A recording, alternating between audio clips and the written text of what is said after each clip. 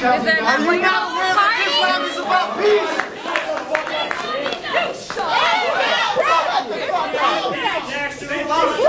Nobody talks like that.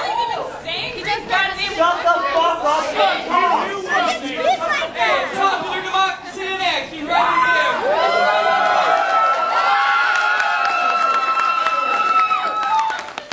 Something that the B&B doesn't know about. The B&B Talk is a popular program, but when they're in action, we've seen what happens in the past. And they would have all of this eliminated. They would have us locked up. Oh,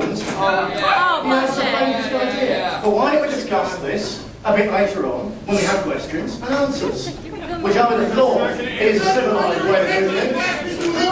Let's tag him. So, let's look at what else you would lose under Islamo-fascist republic. You're the American pictures of you. No.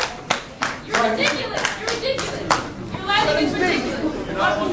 The thing is that the Indian Americans fought tooth and nail to preserve their hold on this continent, a fair play to them, but they lost. And your people, the secular democratic people, the lesbians, the homosexuals,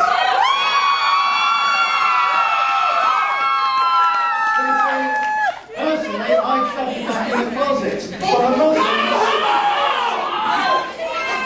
the Muslims will stone you. I don't think there's a closet big enough for you to do that.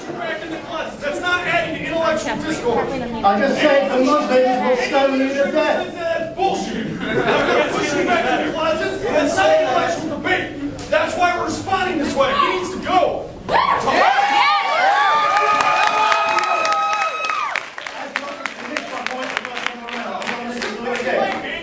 You just threatened half people in this room.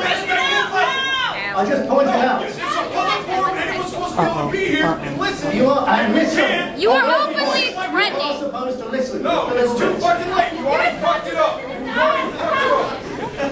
We are not stupider by listening to you.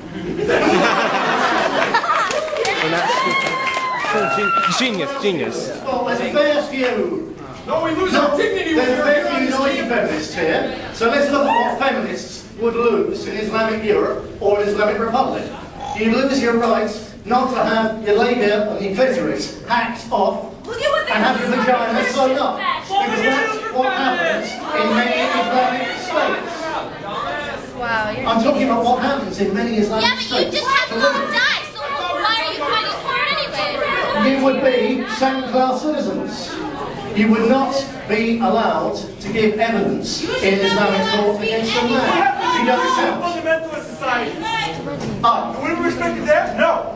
indeed, if we had Europe or America threatened by radical Christians who wanted, for instance, to go back to burning old ladies to death for talking to their cats, Like Columbus! like Columbus!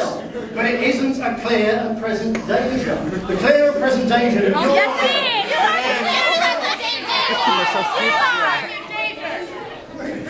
David Copeland wasn't a clear present danger? Yes, it was. Yes. David Copeland left the British National Party because he decided it was democratic and it wasn't for him. But not because he wants to leave, because he wanted to. So there's a Holocaust happening. Did the Holocaust Of happen? course it did. Okay. Of course it did. What were you talking about earlier? How many people did you kill? So, I'll answer every single question later on, but I'm not going to answer all the questions because there are some people who are actually from this university, as opposed to bust in from Detroit, who want to hear me tell you.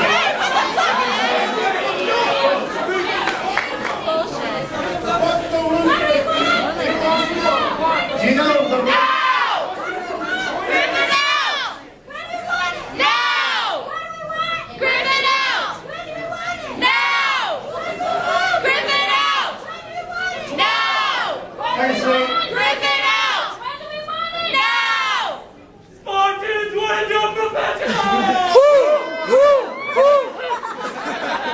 The young lady over there, they would be killed. She's actually pretty enough to end up in Islamic slave market. And that is what will happen in Islamic Europe. He just calls every single woman. There are 200,000 slaves to the Middle East every year. What's wrong with you feminists that you don't give a damn about women who are sex trafficked to the Middle East? Why don't you care about them? It's really most peculiar, very strange. These people hate white people. Now, given that everybody agrees that Europe is going to be taken over by Islamic invasion, it's happening partly through mass immigration, which I know that some of you here think is a good thing. But mass immigration transforms societies. And the mass immigration... Well, do you really want to have your society transformed into something in which women aren't even allowed to drive? Is that actually what you want? Do you want women not to inherit? Right.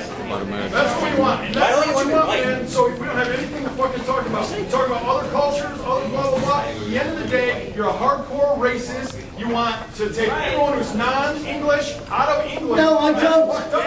No, I do not. I'm Irish, for a start. I'm primarily Irish. When you're a hypocrite, because you say these things and you go back on it. Okay, let's actually have a debate on this point. This is quite useful. Perhaps you'll listen. Because I want to explain why I am a racist pig. Alright? In your eyes. I want to explain that. And if you listen, then you can find out how better to answer the arguments that people like me are using all over Europe to win increasing amounts of support. Because we don't say, yeah, we want an all-white Britain, all-white Europe, and because other people are inferior, because that's not what we believe. What we believe is this, that human diversity is a great thing. It's worth preserving. We actually believe in diversity. Unlike So you can separate yourself out and have your own community, not have to interact with anybody else. That's the multicultural which you speak of, racial separation. So ultimately, you can institute. No, it doesn't preserve it. You're almost there. Yeah, you're almost there. Not quite. But at present, human diversity in the whole planet is down to some 5,000 different ethnic, cultural, religious groups. According to ethnographers, the diversity of our planet is 5,000 different human groups. By the end of this century, on present trends, globalization and capitalism will have reduced that 5,000 to approximately 800. That's an enormous wipeout of human diversity. If that was happening to any other species on the planet, then you would be demonstrating against it. It would be wrong, and of course, it's wrong. And our position is simply this. We all started out the same color, why don't we end as one? And Mexicans in La Raza want to stay Mexican. They don't want to breed with you. They want to stay Mexican, for instance. Fair enough. They have an IQ. No one has to. I know. No one has to integrate. But when the whole of global capitalism is trying to turn the entire world into one coffee-coloured, rootless, cultureless mass, because that's where most of the profit is, then that is why the 5,000 different human groups that enrich humanity now are going to be squeezed down to 800 and then carry on squeezing down. And the people of the world, all the people, whether it's English or Irish or Nigerian or the people in tribes in the Amazon jungle or whatever, all of us have to develop an antidote to the homogenisation which comes directly from, is encouraged by and financed by global capitalism. It's as simple as that. And we have a position that we do not believe in integration, because integration is extermination.